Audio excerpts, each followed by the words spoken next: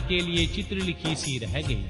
फिर बड़ी प्रसन्नता के साथ बोली, महेश्वर, मेरी पुत्री धन्य है जिसने बड़ा भावी तप किया और उस तप के प्रभाव से आप मेरे इस घर में पधारे। पहले जो मैंने आप शिव की अक्षम्य निंदा की, उसे मेरी शिवा के स्वामी शिव आप क्षमा करें और इस समय पूर्ववत प्रसन्न हो जाएं। श्री ब्रह्मा जी कहते हैं, हे नारद, इस प्रकार बात करके चंद्रमौली भगवान शिव की स्तुति करती हुई शैलप्रिया मीना ने उन्हें हाथ जोड़ प्रणाम किया। फिर वे लज्जित हो गई। इतने में ही बहुत सी पूर्वासिनी स्त्रियां भगवान शिव के दर्शन की लालसा से अनेक प्रकार के काम छोड़कर वहां आ पहुंची। जो जैसे थी वैसे ही अस्त व्यस्त रूप में दौड़कर आई। भगवान शंकर का वह मनोहर रूप देखकर वे सब मोहित हो गई। भगवान शिव के दर्शन से हर्ष को प्राप्त हो प्रेम पूर्ण हृदयवली वे नारियां महेश्वर की इस मूर्ति को अपने मनोमंदिर में बिठाकर इस प्रकार बोली। पूर्वा निवासियों ने कहा, आहो, हिमवान के नगर में निवास करने वाले लोगों के नेत्र आज सफल हो गए। जिस जिस व्यक्ति ने इस दिव्य रूप का दर्शन किया, निश्चय ही उसका जन्म सार्थक हो गया। उसी का जन्म सफल है और उसी की सारी क्रियाएं सफल हैं। जिन्होंने संपूर्ण पापों का नाश करने वाले साक्षात भगवान शिव का दर्शन किया है। देवी पार्वती ने भगवान शिव के लिए जो तप किया है, उसके द्वारा उन्होंने अपना सारा मनोरथ सिद्ध कर लिया है। भगवान शिव को पति रूप में पाकर ये शिवा धन्य और कृत्य कृत्य हो गई। यदि विधाता शिवा और श्री शिव की इस जुगल जोड़ी को सानंद एक दूसरे से न मिला देते तो उनका सारा परिश्रम निष्फल हो जाता। इस उत्तम जोड़ी को मिलाकर श्री ब्रह्मा जी ने बहुत अच्छा कार्य किया। इससे सबके सभी कार्य सार्थक हो गए। तपस्या के बिना मनुष्यों के लिए भगवान शंभु का दर्शन दुर्लभ है। भगवान शंकर के दर्शन मात्र से ही सब लोग कृतार्थ हो गए। जो जो सर्वेश्वर गिरजापति शंकर का दर्शन करते हैं वे सारे पुरुष श्रेष्ठ हैं और हम सारी स्त्रियां भी धन्य हैं। श्री ब्रह्मा जी कहते हैं, हे नारद, ऐसी बात कहकर उन स्त्रियों ने चंदन और अक्षत से शिव का पूजन किया और बड़े आदर से उनके ऊपर खीलों की वर्षा की। वे सब स्त्रियां मेना के साथ उत्सुक होकर खड़ी रही और मेना तथा गिरिराज के भूरी भाग्य की सराहना करती रही। मुने, स्त्रियों के मुख से वैसी शुभ बातें सुनकर भगवान विष्णु आदि सब देवताओं के साथ भगवान शिव को बड़ा हर्ष हुआ।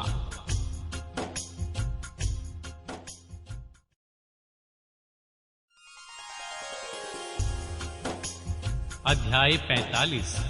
मैना द्वारा द्वार पर भगवान शिव का परिछन, उनके रूप को देखकर संतोष का अनुभव, अनन्य युवतियों द्वारा वर की प्रशंसा, देवी पार्वती का अंबिका पूजन के लिए बाहर निकलना तथा देवताओं और भगवान शिव का उनके सुंदर रूप को देखकर प्रसन्न होना। श्री ब्रह्मा जी कहते हैं, हे नारद, तदनंतर भगवान शिव प्रसन्नचित हो अपने गणों के साथ समस्त देवताओं तथा अन्य लोगों के साथ कौतूहल पूर्वक गिरिराज हिमवान के धाम में गए। हिमाचल की श्रेष्ठ पत्नी मैना भी उन स्त्रियों के साथ घर के भीतर गई और शंभु की आरती उतारने के लिए हाथ में दीपकों से सजी हुई थाली लेकर सभी ऋषि पत्नियों तथा अन्य स्त्रियों के साथ आदर पूर्वक द्वार पर आई। तो वहां आकर मैना ने संपूर्ण देवताओं से सेवित गिरजापति महेश्वर शंकर को, जो द्वार पर उपस्थित थे, बड़े प्यार से देखा। उनकी अंग कांति मनोहर चंपा के समान थी। उनके एक मुख और 3 नेत्र थे। प्रसन्न मुखारविंद पर मंद मुस्कान की छटा छा रही थी। वे रत्न और सुवर्ण आदि से विभूषित थे। गले में मालती की माला पहने हुए थे। सुंदर रत्नमय मुकुट धारण करने से उनका मुखमंडल उज्जवल प्रभा से उद्भासित हो रहा था। कंठ में हार आदि सुंदर आभरण शोभा दे रहे थे। सुंदर कड़े और बाजूबंद उनकी भुजाओं को विभूषित कर रहे थे। अग्नि के समान निर्मल एवं अनुपम अत्यंत सूक्ष्म मनोहर विचित्र एवं बहुमूल्य युगल वस्त्र से उनकी बड़ी शोभा हो रही थी। चंदन अगर कस्तूरी तथा मनोहर कुमकुम के अंगराग से उनके अंग विभूषित हो रहे थे। उन्होंने हाथ में रत्नमय दर्पण ले रखा था। उनके दोनों नेत्र काजल से सुशोभित थे। उन्होंने अपनी प्रभा से सबको आच्छादित कर दिया था तथा वे अत्यंत मनोहर जान पड़ रहे थे। अत्यंत तरुण, परम सुंदर और आभरण भूषित अंगों से सुशोभित थे। कामिनियों को अत्यंत कामनीय प्रतीत होते थे।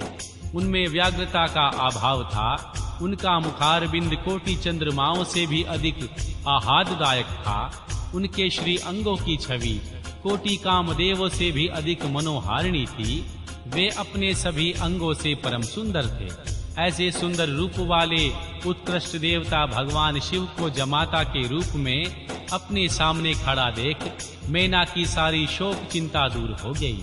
वे परमानंद सिंधु में निमग्न हो गई और अपने भाग्य की गिरिजा की गिरिराज हिमवान की और उनके समस्त कुल की भूरी भूरी प्रशंसा करने लगी।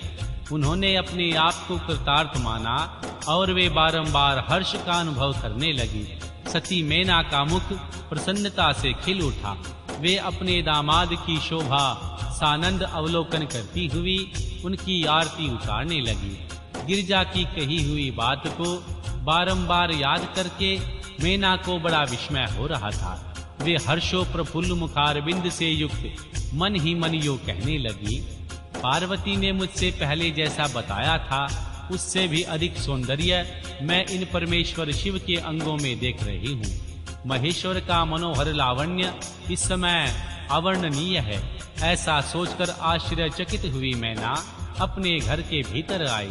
वहां आई हुई युवतियों ने भी वर के मनोहर रूप की भूरी भूरी प्रशंसा की। वे बोली, गिरिजा नंदिनी शिवा धन्य है, धन्य है। कुछ कन्याएं कहने लगी, दुर्गा तो साक्षात भगवती है। कुछ दूसरी कन्याएं महारानी मैना से बोली, हमने तो कभी ऐसा वर नहीं देखा और न कभी ध्यान में ही ऐसे वर का अवलोकन किया। इन्हें पाकर गिरिजा धन्य हो गई। भगवान शंकर का यह रूप देखकर समस्त देवता हर्ष से खिल उठे।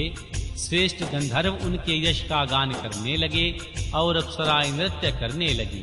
बाजा बजाने वाले लोग मधुर ध्वनि में अनेक प्रकार की कला दिखाते हुए आदर पूर्वक भांति भांति के बाजे बजा रहे थे।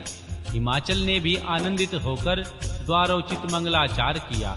समस्त नारियों के साथ मैना ने भी महान उत्सव मनाते हुए वर का परिछन किया।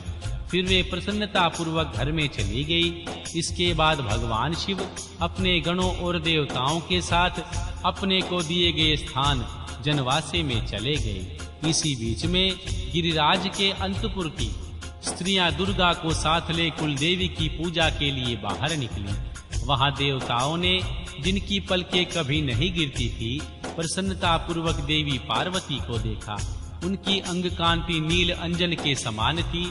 वे मनोहर अंगों से ही विभूषित थी। उनका कटाक्ष केवल भगवान त्रिलोचन पर ही आदर पूर्वक पड़ता था। दूसरे किसी पुरुष की ओर उनके नेत्र नहीं जाते थे। उनका प्रसन्न मुख मंद मुस्कान से सुशोभित था। कटाक्ष पूर्ण दृष्टि से देखती थी और बड़ी मनोहारिणी जान पड़ती थी। उनके केशों की चोटी बड़ी ही सुंदर थी। कपोलों पर बनी हुई मनोहर पत्र भंगी उनकी शोभा बढ़ाती थी। ललाट में कस्तूरी की वेदी के साथ ही सिंदूर की बिंदी शोभा दे रही थी। वक्ष स्थल पर श्रेष्ठ रत्नों के सारभूत हार से दिव्य दीप्ति छिटक रही थी। रत्नों के बने हुए केयूर वलय और कंकण से उनकी भुजाएं अलंकृत थी। उत्तम रत्नमय कुंडलों से उनके मनोहर कपोल जगमगा रहे थे। उनकी दंतपक्ति मणियों तथा रत्नों की प्रभा को छीने लेती थी और मुख की शोभा बढ़ाती थी। मधु से पूरित अधर और ओष्ठ बिंब फल के समान लाल थे। दोनों पैरों में रत्नों की आभा से युक्त महावार शोभा था। उन्होंने एक हाथ में रत्नजड़ित दर्पण ले रखा था और दूसरा हाथ क्रीड़ा कमल से सुशोभित था। उनके अंगों में चंदन, अगर, कस्तूरी और कुमकुम का अंगराग लगा हुआ था। पैरों में पायजेब बज रहे थे और वे लाल लाल तालुओं के कारण बड़ी शोभा पा रही थी। समस्त देवता आदि ने जगत की आदि कारणभूता जगत जननी मां पार्वती देवी को देखकर भक्ति भाव से मस्तक झुका मैना सहित उन्हें प्रणाम किया। त्रिलोचन शिव ने भी बड़ी प्रसन्नता के साथ कनखियों से उन्हें देखा उनमें सती की आकृति देखकर अपनी विरह वेदना को त्याग दिया।